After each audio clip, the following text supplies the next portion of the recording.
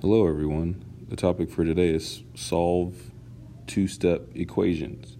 Right now I want you to pause the video so you can copy down your notes. I want to highlight this section right here because that is probably the most crucial part of the notes for you to copy down. But as always, I want you to pause the video so you can copy down the notes and then resume when you're ready. Let's take a look at some examples. So this is a topic that we've covered before. We're just adding one extra step to it. We've covered one-step equations. Now we're going to two-step.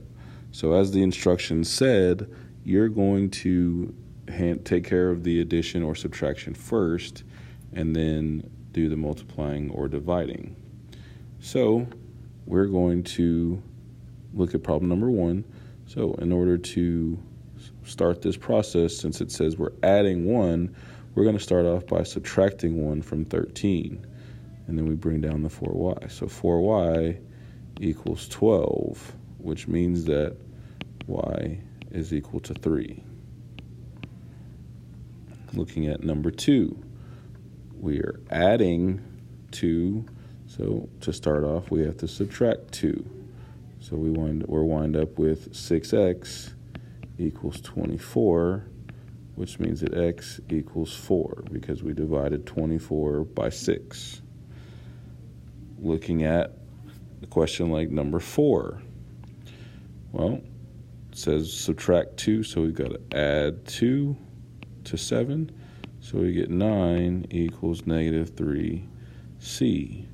We are dividing by negative 3, therefore c equals negative 3. Because negative 3 times negative 3 is positive 9. To check your work, you can take the solution that you get and plug it back in to the original problem to see if you get the right answer. For example, if we plugged in 3 for number 1, we would have 4 times 3 plus 1.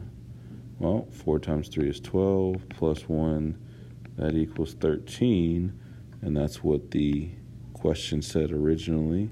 So that means that that is the correct answer. So looking at some more examples, let's look at question number 4.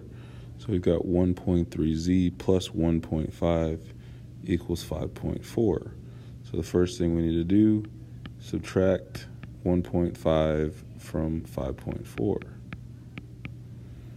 We wind up with 3.9. So that means that 1.3, let's fix that for a minute.